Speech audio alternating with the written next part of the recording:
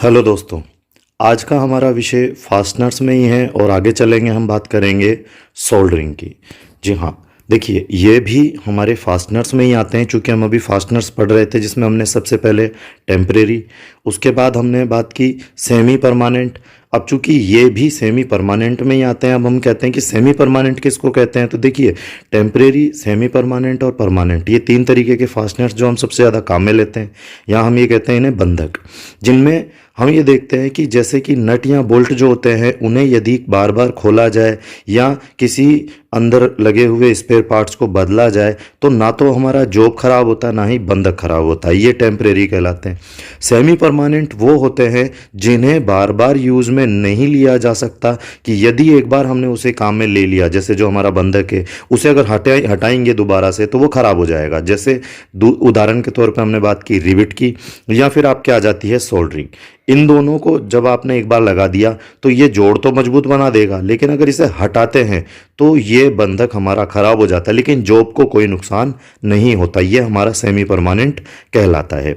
अब हम बात करते हैं सोल्डरिंग आयरन की। तो देखिए, सोल्डरिंग आयरन जो होते हैं ये सामान्यतः दो प्रकार के होते हैं, जिसमें सबसे पहला होता है भट्टी से गर्म होने वाला और दूसरा होता है बिजली से गर्म होने वाला। देखिए, इसमें हमारा जो सबसे पहला उद्देश्य होता है वो होता है इसकी स्टिप को या इस बिट को गर्म करना, ताकि हम आसानी से हमारे जॉब में जो भी हमारा सोल्डर है उसे भरा जा सके, एक मजबूत जोड़ बनाया जा सके।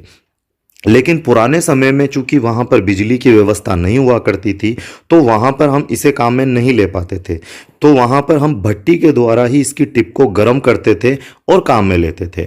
लेकिन आज के वर्तमान समय में चूंकि हम हर जगह भट्टी नहीं लगा सकते, जगह बहुत ज़्यादा घेरती थी वो, और हम इलेक्ट्रिक जो है वो आराम से बिजली आज कहीं पर भी हम ले जा सकते हैं, या फिर हम बात करें तो हमें आसानी से मिल जाती है। तो वहाँ पर हम आसानी से काम में लेने के लिए वहाँ पर इलेक्ट्रिक सोल्डरिंग आयरन को काम में लेते हैं। हमारे पास एग्जामों में ज़्यादातर क्वेश्चन आता है, पूछा जाता है कि सोल्डरिंग आयरन की जो बिट होती है यह कॉपर की क्यों बनाई जाती है। तो उसका सीधा सा जवाब है कि यह ताप की सुचालक होती है। जैसे हम बात करें कि देखिए, कॉपर क्या होता है, ऊष्मा का बहुत जल्दी से स्थानांतरण कर देता है। या हम ये कहें कि जैसे ये वाला जो इसकी रोड है ये बहुत ज़्यादा गर्म होगी, गर्म होते ही कॉपर क्या करेगा, इसकी गर्मी लेगा तुरंत और इस छोर पर पहुंचा देगा, इस कॉर्नर वाले भाग पर पहुंचाएगा, और हमें ये गर्मी इसी कॉर्नर पर चाहिए।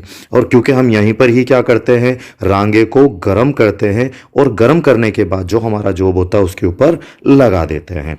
तो इस तरीके से यदि हमसे कोई पूछता है तो हम बता सकते हैं सोल्डरिंग आयरन सामान्यतः दो प्रकार के, भट्टी से गर्म होने वाला, दूसरा बिजली से गर्म होने वाला। तीसरा क्वेश्चन अगर हमसे कोई पूछता है कि इसकी जो सोल्डरिंग आयरन बिट होती है यह कॉपर की ही क्यों बनाई जाती है, तो हम कहते हैं कि यह ताप का सुचालक होता है और इसके अंदर जो ऊष्मा होती है वह क्या होती है, ट्रांसफर होती है। तो यह पीछे से, या हम कहते हैं आगे से पीछे की ओर क्या की जाती है, जल्दी से ट्रांसफर कर दी जाती है। इसके बाद हम बात करते हैं जो हमारा सोल्डर होता है, रांगा, जो कि इसके अंदर फिलर मेटल होता है। जी हाँ, फिलर मेटल का मतलब होता है फिल करने वाला, भरने वाला। तो यह जो मेटल होता है यह हम सोल्डर कहते हैं। इसे हम हिंदी में रांगे के नाम से भी बुलाते हैं, इसे रांगा कहा जाता है। यह टिन और लेड का बना होता है। ये भी एग्जामों में क्वेश्चन आता है कि जो सोल्डर होता है, सोल्डरिंग में काम में लिया जाने वाला सोल्डर, यह किस मेटल का बना होता है और इसमें क्या क्या मिक्स होता है। तो हम कह देते हैं यह टिन और लेड का बना होता है। इसके अंदर टिन की मात्रा 60% और लेड की मात्रा 40% होती है। इसका जो गलनांक बिंदु होता है यह होता है 183 डिग्री पर।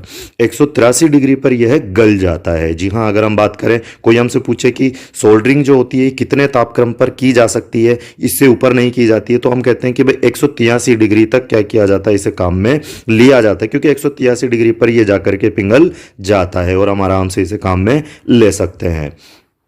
इसके बाद हम बात करते हैं कि इसमें फ्लक्स के रूप में, देखिए फ्लक्स जो होता है यह एक ऐसा द्रव, या हम ये कहते हैं कि यह एक ऐसा पेस्ट होता है, इसका जो काम होता है यह होता है कि जब भी देखिएगा कि आप किसी वस्तु को जलाते हैं तो जलाने पर आपने देखा होगा कि उसके नीचे का भाग काला हो जाता है, उसमें कार्बन आ जाता है। तो जब भी कभी दो जॉइंट होते हैं या जब आप उन्हें लगा रहे होते हैं तो उन पे यदि कोई क्या है, कार्बन, कोई गंदगी आकर के जम गई है तो वह उन जॉइंटों को खराब कर देगी, जॉइंटों को मजबूत नहीं होने देगी, वह जॉइंट कमज़ोर रह जाएगा। तो थोड़े समय बाद अगर वहाँ हीट होती है, जैसे आपने देखा होगा कि भाई हम बिजली के उपकरणों में ज़्यादातर काम में लेते हैं, बिजली के द्वारा जब क्या किया जाता है, सप्लाई दी जाती है, उसमें जब भी कोई हम जैसे लोड उस पर देते हैं तो वह वायर हल्का सा गर्म हो जाता है, और गर्म होने पर वह सोल्डरिंग क्या होगी, तुरंत हट जाएगी।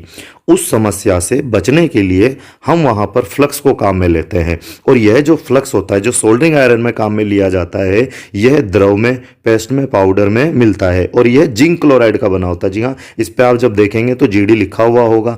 यहाँ पर क्वेश्चन आता है, पूछा जाता है कि जो सोल्डरिंग आयरन में फ्लक्स काम में लिया जाता है, यह किस मटेरियल का या इसमें यह किसका बना होता है, तो हम वहाँ बताएंगे यह जिंक क्लोराइड का बना होता है यह पेस्ट।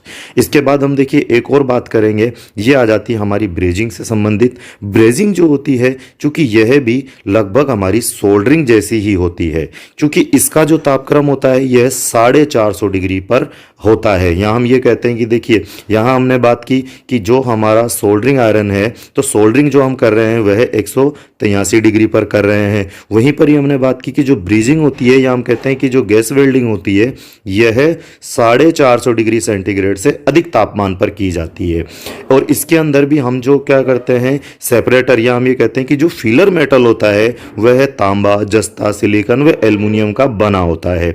इसके साथ हमने जैसे यहाँ पर बात की कि जो इसका फ्लक्स था ये जिंक क्लोराइड था, जबकि हम लोग जो ब्रेजिंग होती है इसमें जो फ्लक्स काम में लेते हैं वो बोरेक्स कहलाता है, जिसे हिंदी में हम सुहागे के नाम से भी जानते हैं। यह भी हमारी वेल्डिंग में जब हम क्या करते हैं, गैस वेल्डिंग के द्वारा क्या कर रहे हैं कि फिलर मेटल जो है हमारा, जैसे कॉपर की रोड हम काम में ले रहे हैं और इसे गर्म किया जा रहा है, तो इसके अंदर चूंकि देखिए पहले पुराने समय में हम भट्टी के द्वारा क्या करते थे, गर्म करते थे, और कॉपर की रोड को इतना गर्म कर दिया जाता है कि जैसे ही उस पर सोल्डर लगाया जाता है वो आसानी से उसको चिपका देगा।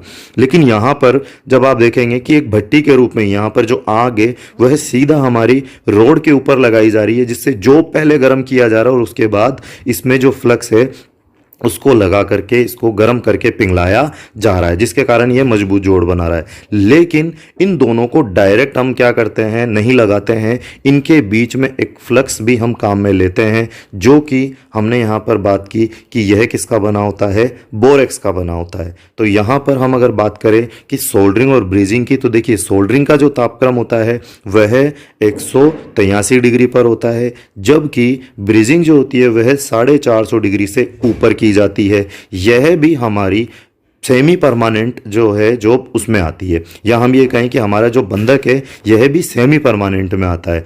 चूंकि इसके बाद आता है आपका परमानेंट, तो परमानेंट जो होता है वह हमारा वेल्डिंग में आता है। तो अगले वीडियो में हम लोग जो है वेल्डिंग के बारे में जानेंगे, जिसमें आपकी अर्क वेल्डिंग और गैस वेल्डिंग दोनों ही शामिल है, जिसमें हम जानेंगे कि गैस वेल्डिंग कितने तरीके से की जाती है, कौन कौन सी होती है, आपकी अर्क वेल्डिंग कौन कौन सी होती है, कितने प्रकार की होती है और उन्हें किस प्रकार से किया जाता है। जैसे कि आप यहाँ पर प्रकार देखेंगे तो इन सब के बारे में हम लोग समझने वाले हैं अगले वीडियो में। आज के लिए सिर्फ इतना ही। आशा करता हूँ मेरे द्वारा दी गई जानकारी से आप संतुष्ट होंगे। धन्यवाद।